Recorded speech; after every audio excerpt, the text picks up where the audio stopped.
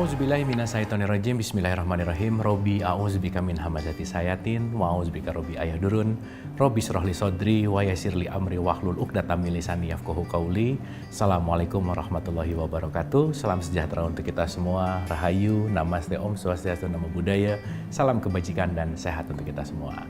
Kembali kita belajar bersama, kembali kita sama-sama membuka pikiran dan membuka hati, kembali kita sama-sama menelusuri hikmah untuk kita sama-sama belajar. Di episode kali ini, seperti biasa kita akan sama-sama menghening dulu agar kita bisa hadir utuh di sini saat ini, agar pikirannya tidak terlalu sibuk, karena hikmah itu akan diberikan kepada pikiran yang tidak sibuk, pemahaman akan diberikan kepada pemikiran yang tidak sibuk.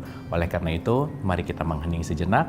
Mari kita masuk ke dalam hati, menghening, dimulai.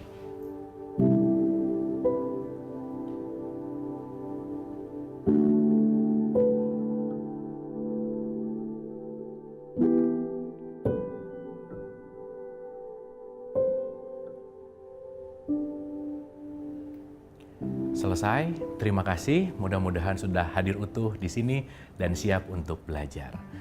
Hari ini kita akan berbicara man arafah nafsah faqad arafah robbah. Siapa yang mengenal dirinya, dia akan mengenal Robnya, Tuhannya atau Allah. Maka kalau orang tidak mengenal diri, dia akan sulit mengenal siapa penciptanya. Saya rasa kalimat ini sangat sering kita dengar tentang diri Tuhan, mengenal diri, mengenal Tuhan. Baik, berbicara tentang man arafah nafsah faqad arafah robbah, pertanyaannya sederhana aja. Sudah seberapa kenalkah kita dengan diri kita? Yang jangan-jangan terlalu banyak terdistraksi dengan yang di luar, menilai keluar, menunjuk keluar. Jadi si telunjuknya keluar terus nih gitu. Sehingga jangan-jangan kita tidak punya banyak waktu untuk menelaah siapa kita sejati yang ada di dalam diri kita. Karena sejatinya hidup ini sebetulnya bukan yang di luar. Hidup ini sejatinya adalah yang di dalam. Maka begitu salah fokus, terlalu fokus keluar, terlalu menilai keluar, justru kita sangat awam terhadap diri kita sendiri. Jangan-jangan memang nggak kenal terhadap diri sendiri. Indikator parameter kekurangan mengenal diri minimal. Banyak kekhawatiran terjadi. Cemas, ketakutan. Sulit untuk mendapatkan ketenangan gitu. Oleh karena itu hari ini kita akan menyelami, meniti ke dalam diri untuk mengenal diri kita. Baik, yang pertama untuk kita sama-sama sadari, pertanyaan simpel adalah who am I? Siapa sih saya? Apa sih saya? Bagaimana sih terjadinya saya? Itu adalah rangkaian yang sangat kompleks dan panjang. Tapi di episode kali ini kita akan mulai dari kemasan yang paling luar untuk mengenal versi sederhananya, dan nanti kita akan lanjut lebih dalam untuk meniti ke dalam diri. Seperti biasa, kita pakai coret-coret supaya lebih mudah untuk menjelaskan. Baik. Berbicara tentang diri, tadi sudah diulang-ulang dikatakan di awal, man arafah nafsah faqad arafah robbah. Siapa mengenal dirinya, pasti akan mengenal Tuhannya. Nah, artinya, kembali ke pembahasan episode sebelumnya, bahwa kita ini adalah produk yang diciptakan oleh sang pemilik, sang kreator. Gitu ya, di mana kita diberikan manual book jelas, dan manual book itu adalah petunjuk atau pedoman untuk kita lebih bisa mengenal diri. Baik, nah dalam konteks ini kalau kita berbicara manusia adalah produk terbaik yang diciptakan oleh Tuhan, oleh Allah. Maka disebut manusia ini adalah sempurna dan mulia. Nah yang penting untuk kita sama-sama sadari, kesempurnaannya di mana sih? Kemuliaannya di mana sih? Sehingga kalau kita tahu bahwa kita ini adalah produk yang paling sempurna dan mulia, yang jangan-jangan kita nggak tahu letak sempurna dan mulianya ada di mana. Saya kasih contoh sederhana aja. Pemirsa di rumah mungkin belum pernah dengar ada kabar atau berita bahwa matahari satu hari nggak muncul karena malas misalnya. Di mana matahari itu nggak pernah menolak apa yang menjadi keinginan Tuhan atau Allah gitu kira-kira. Di mana kalau misal gitu ya, ini hanya menganalogikan, disuruh keluar jam 5:30, disuruh tenggelam 5:30, pasti akan taat total. Gak ada, ya Allah saya lagi malas nih hari ini keluarnya jam 6:30 deh gitu. Gak mungkin. Semua tata surya, semesta dan seterusnya itu pasti sesuai dengan aturan gitulah kira-kira. Nah sekarang yang harus direnungkan manusia nih. yang disebut sebagai makhluk yang paling mulia dan sempurna? Ada nggak manusia yang disuruh ngerjain sama Allah A, ngerjainnya B? Disuruh ngerjain disegerakan, dinanti-nanti. Justru yang harus kita renungkan, jangan-jangan ketika mulia dan sempurna ini kalau kita bandingkan dalam konteks yang namanya pengabdian atau ibadah, matahari jauh lebih nurut lah gitu bahasanya kalau kita pakai bahasa gampang gitu. Dan justru yang bandel tuh adalah manusia gitu. Nah tapi disitulah tantangannya. Kenapa kita disebut makhluk yang paling mulia dan sempurna? Justru karena kita punya yang namanya pilihan. Matahari nggak punya pilihan. Maka matahari tidak punya memilih untuk membangkang kepada aturan-aturan Tuhan. Tapi kita sebagai manusia punya pilihan untuk tidak mengikuti. Dan disitulah letak kemuliaan ketika kita bebas memilih, tapi tetap memilih jalurnya Tuhan, jalurnya Allah. Disitulah kita disebut sebagai makhluk yang paling mulia dan sempurna. Oleh karena itu, yuk kita mulai pelan-pelan mengenal siapa diri kita, menelaah ke dalam, supaya kita benar-benar mengenal diri kita yang sejati. Oke, yang pertama untuk kita renungkan adalah di surat 16 ayat 78 itu dikatakan begini. Kamu aku keluarkan, kata Tuhan. Konteksnya adalah kita keluar dari perut ibu kita tuh nggak tahu apa-apa. Knowing nothing, nggak tahu apa-apa. Tapi kan datang ke sini untuk melakukan satu peran. Berarti untuk menjadi tahu apa-apa. Maka kenapa sih Nabi Muhammad selalu mengatakan belajarlah sampai liang lahat gitu. Dari buayan sampai liang lahat. Karena kenapa? Hidup ini adalah proses pembelajaran. Dari tidak tahu apa-apa menjadi jadi tahu apa-apa. Maka penting banget untuk selalu mengosongkan gelas. Karena ilmu akan berhenti datang ketika kita sudah mulai bicara bahwa saya tahu. Tetapi ilmu akan terus mengalir ketika kita tetap menyadari bahwa kita tuh nggak tahu apa-apa sebetulnya. Maka sebaiknya jadilah pembelajar yang selalu ingin mengetahui dibandingkan yang menjadi sok tahu gitulah dalam tanda petik. Maka kita sama-sama mengosongkan gelas untuk selalu mau belajar. Nah, yang menarik di ayat tadi bahwa kita ini dilengkapi dong untuk memerankan peran untuk belajar, itu kita pasti dikasih peralatannya. Contoh aja, kalau ada orang mau bersih-bersih rumah, itu pasti ada alatnya, entah itu sapu, entah itu pel, itu kan bawa peralatan untuk membersihkan. Nah kita untuk menunaikan tugas sebagai manusia pasti dikasih peralatan. Kita udah bahas juga ya bahwa ini adalah teknologi yang paling canggih, ini tubuh kita tuh wah canggih banget.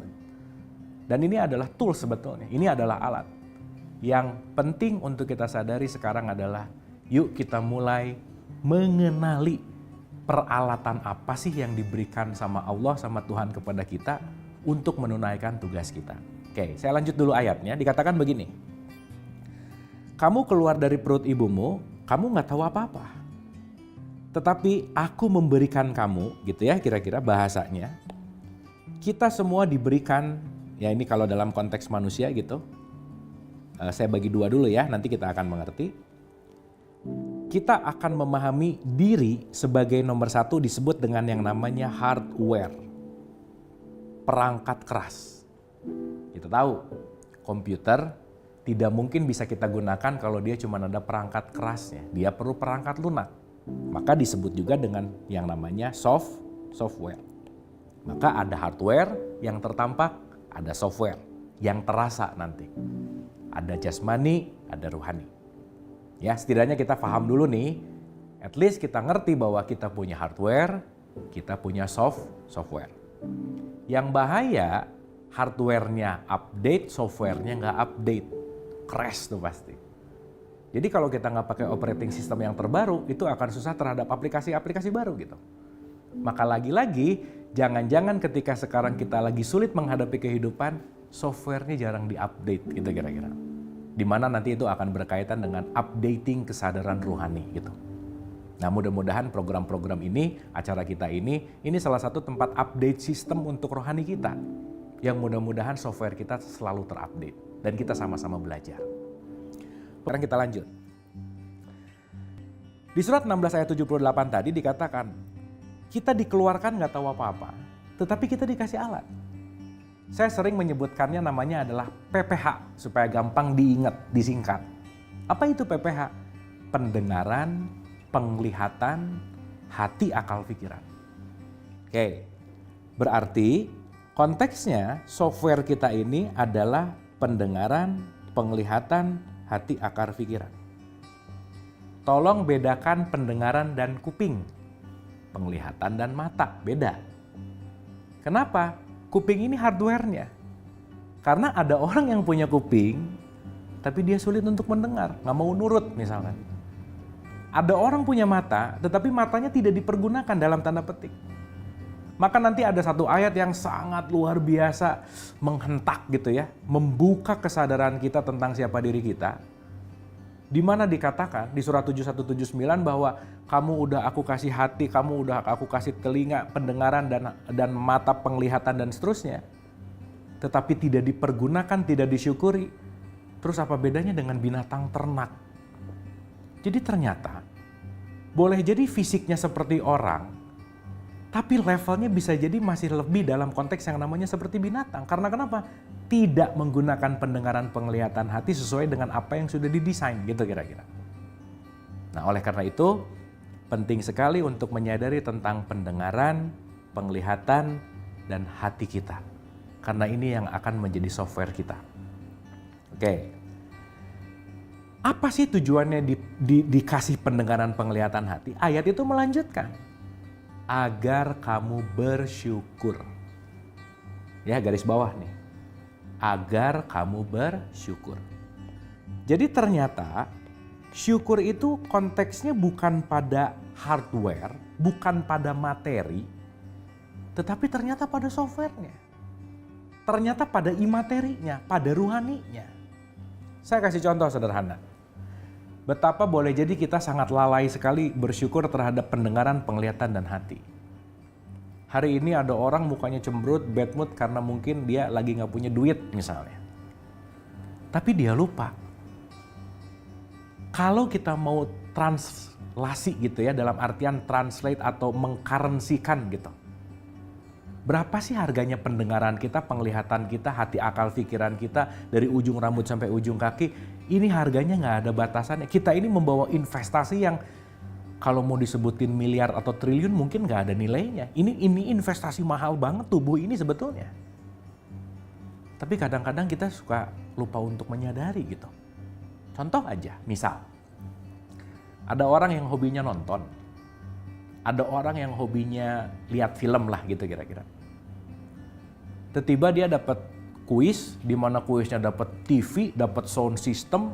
Wah, udah lengkap aja tuh. Untuk dia nonton tuh dia dapat produk tercanggih high-end gitu kira-kira.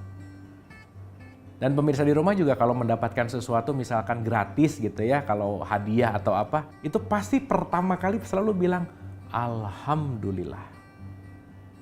Apa yang disyukuri? Rata-rata jawabannya, Alhamdulillah bersyukur dapat TV baru, dapat sound system baru, dapat film baru, dapat, dan seterusnya. Patokannya adalah materi yang didapatkan. Tapi mari kita renungkan. Mau kita punya TV secanggih apa, sound system sekeren apa, kalau kita nggak bisa mendengar, nggak bisa melihat, nggak bisa berpikir, itu semuanya akan nothing. Nggak akan berarti apa-apa. Betapa yang disyukuri itu bukan masalah TV yang baru, bukan. Tapi ya Allah ya Robbana, Alhamdulillah saya masih bisa mendengar, masih bisa melihat, di mana mendengar dan melihat ini adalah satu yang nggak bisa terukur. Yang saya syukuri bahwa masih mendengar, masih melihat, masih bisa berpikir, masih bisa bernafas. Itu keberkahan yang nggak ada nilainya. Yang kadang-kadang ini luput dari kebersyukuran kita gitu. Nah, oleh karena itu pendengaran, penglihatan, hati ini adalah software kita. Nah, sekarang kita beranjak ke hardware.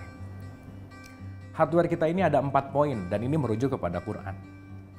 4 poin ini adalah lidah, tangan, kaki, dan kulit. Maka lidah, tangan, kaki, dan kulit itu dilengkapi di dalam kita untuk menjalankan peran kehidupan.